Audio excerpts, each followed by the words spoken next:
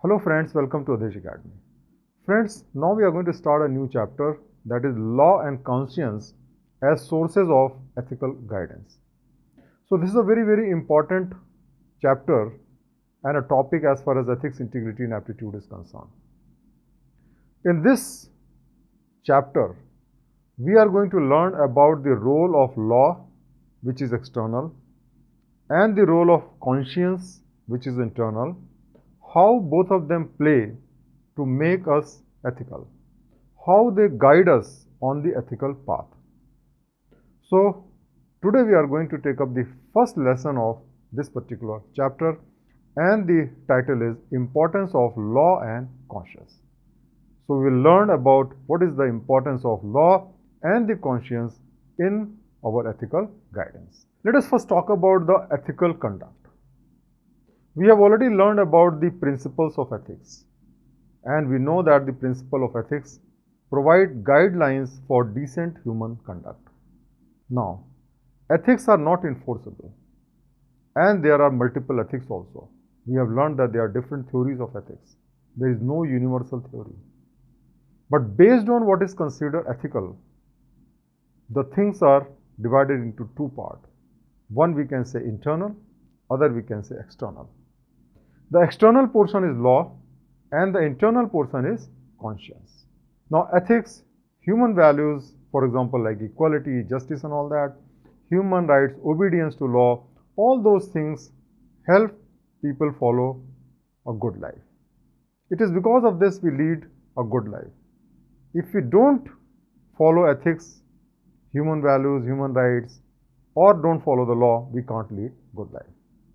Unethical and immoral things look very tempting as they provide instant gratification, and therefore a good number of people fall for it, even though they know that this is not right to do, but still because it provides you instant gratification. It looks so tempting, you fall for it. But it is a hard fact that all the unethical or immoral actions have long-term harmful consequences for an individual and the society. So a society where people don't follow the law or they do immoral things, the society cannot sustain on the long-term basis.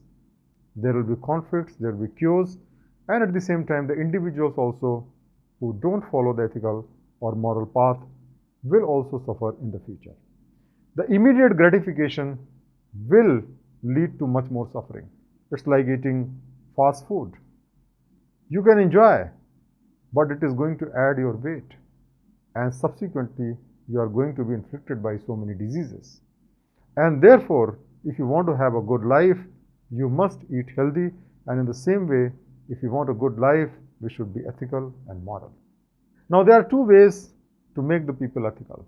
One is internal, which is due to the voice of conscience, and other is external, which is due to the fear of punishment.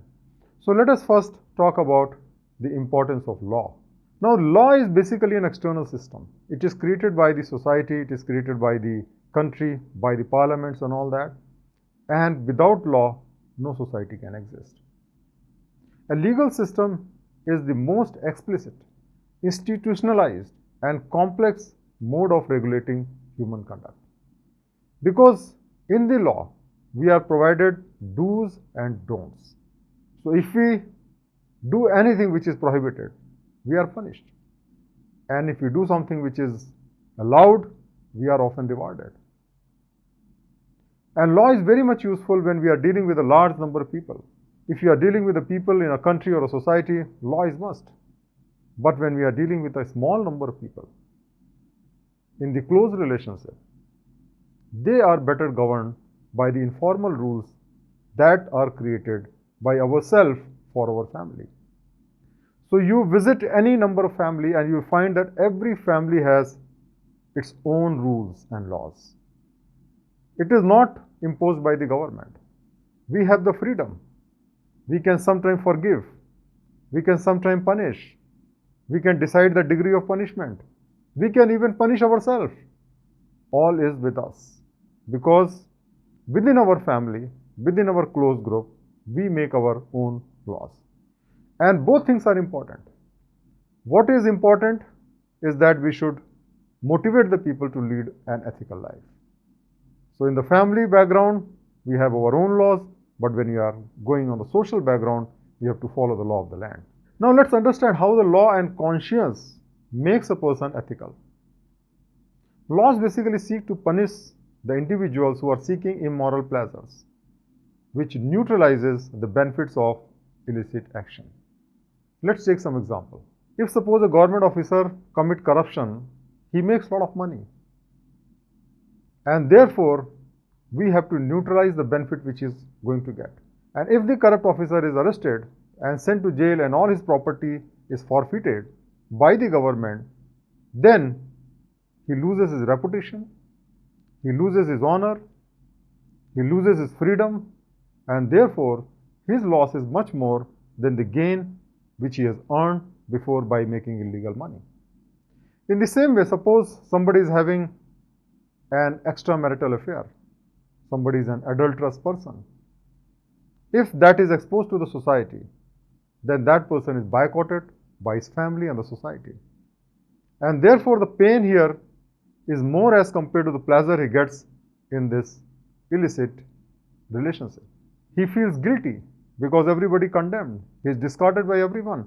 And that is how his conscience pinches and he wants to avoid doing such things. Now the laws can have different dimensions. Let us understand the difference between laws, rules and regulation. As far as the law is concerned, on the highest level we have Constitution. The Constitution is the mother of all laws. All the laws flows from the Constitution. Below the Constitution is law. For example, we have criminal laws, we have tax laws, and all those things are basically in the purview of law. And these laws are basically passed by the parliament or the state legislature in the form of acts, or sometime in the form of ordinance, which has to be ultimately converted to acts. Now these laws are having the force that if somebody violates those laws, then that person will be punished. So punishment is a necessary component of the law. Below the law you have regulations. These regulations are basically the directives or statutes enforced by the law. These are more in the nature of procedures which must be followed for the observance of the law. Law basically provides you the reward and punishment, the consequences, but how that is to be enforced, those are provided in the regulation which should be followed by the people. And below the regulation comes rules. Rules are basically the standard set of instructions which are made for people, which explains how things are to be done. They tells us what to do and otherwise as to what not to do. It can be set up for home, hospital, institution, college, office, schools, etc. They don't have a legal backing. So, like the rules which we make for our family, the rules which we can make for our society, the rules we can make among ourselves, among our friends, those are basically called rules, and that help all the members, and therefore the members follow that. But those are not enforceable by the law, and the members has to collectively enforce that rules. Now let's understand what is the meaning of conscience. Conscience is basically a faculty of mind that motivates us to act morally or according to our most deeply held values. Now conscience is very, very important because it comes from inside. It is basically an inner feeling that guides us to perform the right action and avoid the bad ones. So whenever we do something good, for example, when we are giving charity, when we are helping a helpless person, a poor person, we feel good. That feeling comes from inside. At the same time, if we do something wrong, like an act of corruption, like somebody does an immoral act, in that situation our conscience pinches us. And therefore, this helps us following the right path. Conscience is sometimes regarded as the voice of God, Atma, or even soul, and many people believe that conscience is completely a reliable guide of conduct. Mahatma Gandhi was one of such persons. Whatever important action he used to take, he used to consult his conscience, and whenever there will be some voice coming from his conscience, he will follow that. All his major political decisions were based on his conscience. So that is how conscience can help us in following the right path. Now friends, when we do the right things in our life, we do under the guidance of law and conscience. Someone has said that the right action can be done under two types of fear: fear of God and fear of rod. Fear of God basically means the fear of conscience, which comes from inside.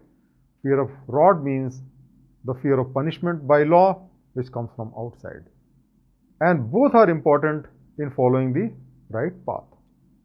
Sometimes people believe that we can have stringent laws, multiple laws, and that will make a society better.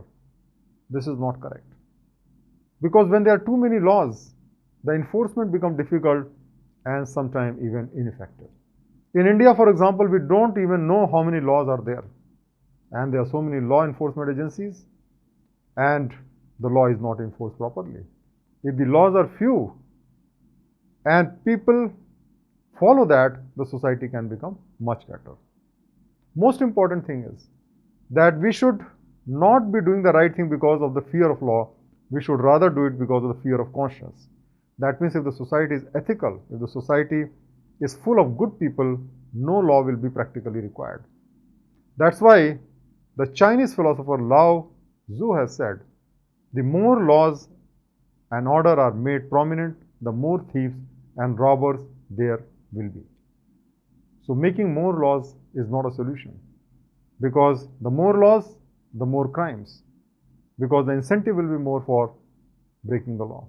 Plato said very nicely, good people do not need laws to tell them to act responsibly, while bad people will find a way around the laws. The meaning is that laws alone cannot guide us on the right path, but laws plays very, very important role. Ultimately, if we want to improve the society, we have to improve the level of their conscience and their ethical value. Friends, we'll learn more about the role of law and conscience in ethical guidance in the subsequent lessons. Thank you very much for watching this lesson.